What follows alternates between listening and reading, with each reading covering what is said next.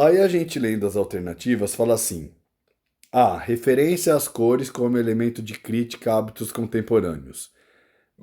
B. Percepção da profusão de informações geradas pela tecnologia. C. Contraposição entre vícios e as virtudes da vida moderna. D. Busca constante pela liberdade da expressão individual. E C. E. Crítica à finalidade comercial das notícias. Se a pessoa se ateve principalmente ao texto 2, ela colocou a alternativa C, que é a. Ela colocou a alternativa B, perdão, que é a alternativa correta. Agora, se ela se prendeu ao texto um, ela se ferrou porque ela não saberia qual alternativa ela ia colocar. Mas a alternativa certa aí é a alternativa B. Foi uma questão muito polêmica, deram para o Caetano ler no TikTok, acho que foi, e ele não sabia responder. Ele não fazia a menor ideia de qual era a resposta correta. Questão 19. São tantas as formas de matar um preto que, para alguns, sua morte é justificada. Devia estar fazendo coisa errada. Se não era bandido, um dia ia ser. Por ser preto, sua morte é defendida. É defendida. O preto sempre merece morrer. Lembra da questão do preto, do negro, vai ser muito presente. A questão antirracista, a gente discutiu bastante isso esse ano. Ela é muito importante, ela precisa ser cada vez mais discutida, ser cada vez mais colocada em pauta. E o Enem é a prova mais importante do ano, porque o Brasil inteiro para nesse dia para falar sobre essa prova, tá? Então a gente tem aí esse poema. Aí tem um texto.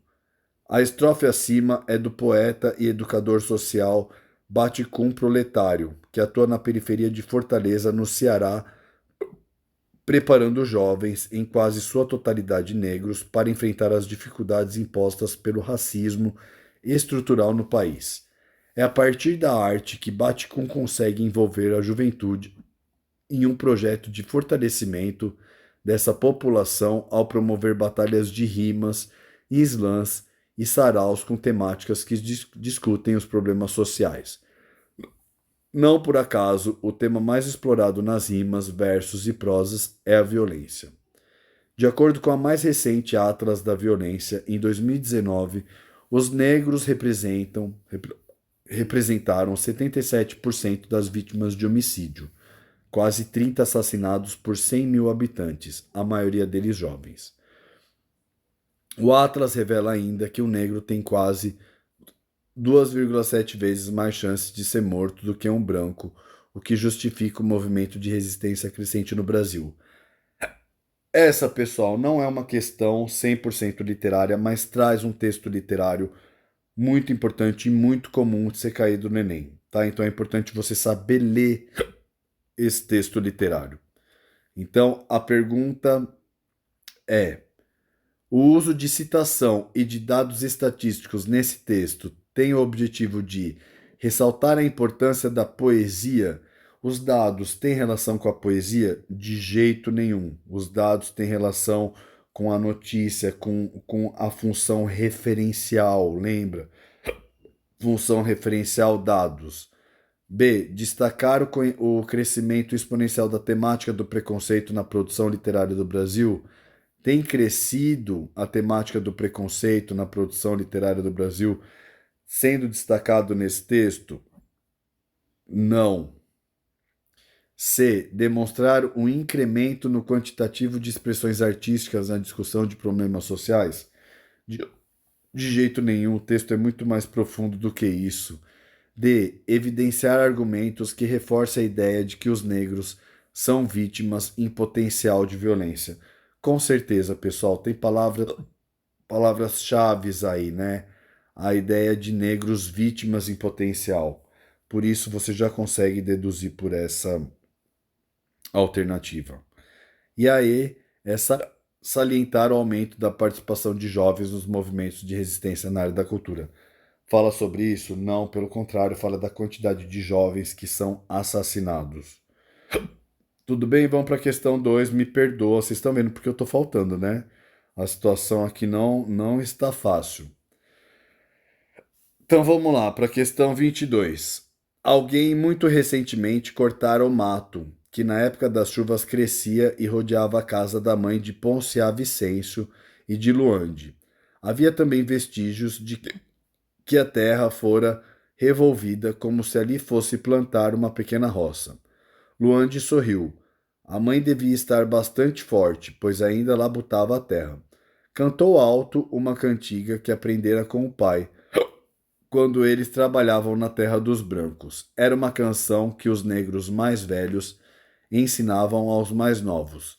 Eles diziam ser uma cantiga de voltar, que os homens lá na África entoavam sempre quando estavam regressando da pesca, da caça ou de algum lugar. O pai de Luande, no dia em que queria agradar a mulher, costumava entoar aquela cantiga ao se aproximar de casa. Luande não entendia as palavras do canto. Sabia, porém, que era uma língua que alguns negros falavam ainda, principalmente os velhos. Alguns negros falavam ainda, perdão, pulei, principalmente os mais velhos. Era uma cantiga alegre. Luande, além de cantar, acompanhava o ritmo batendo com as palmas das mãos em um atabaque imaginário. Estava de regresso à terra, voltava em casa, chegava cantando, dançando a doce e vitoriosa cantiga de regressar.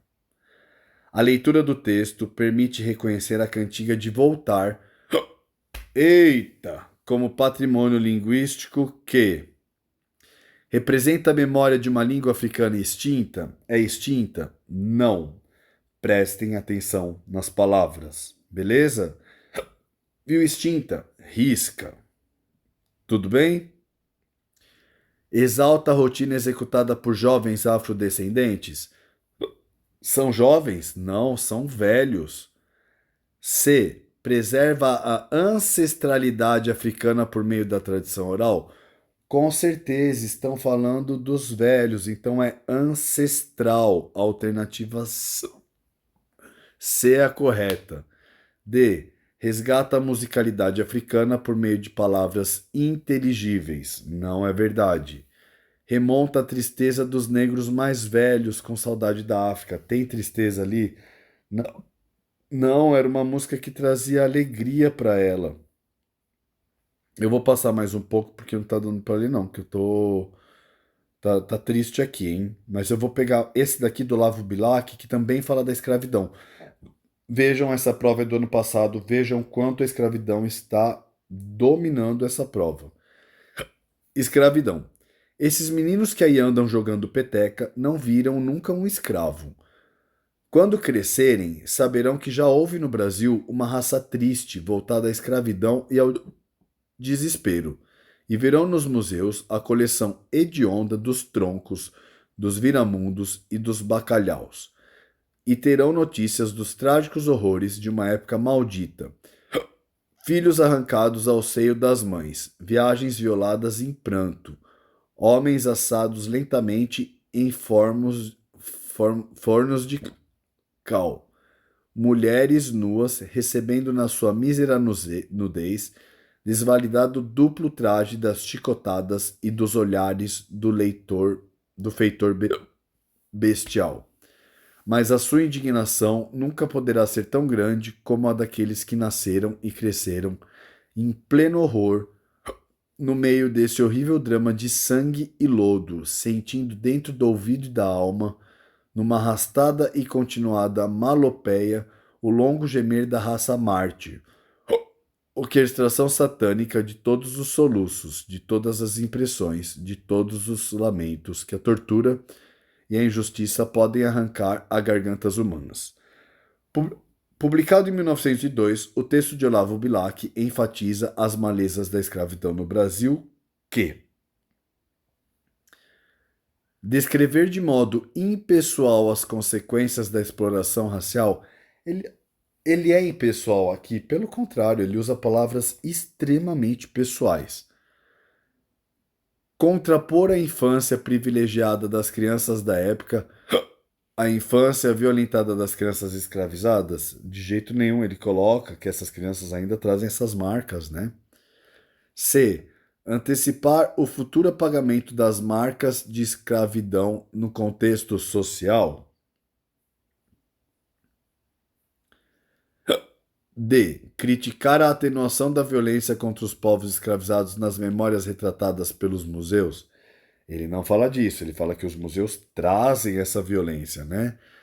E. Imaginar a reação de indiferença de seus contemporâneos com escravizados libertos.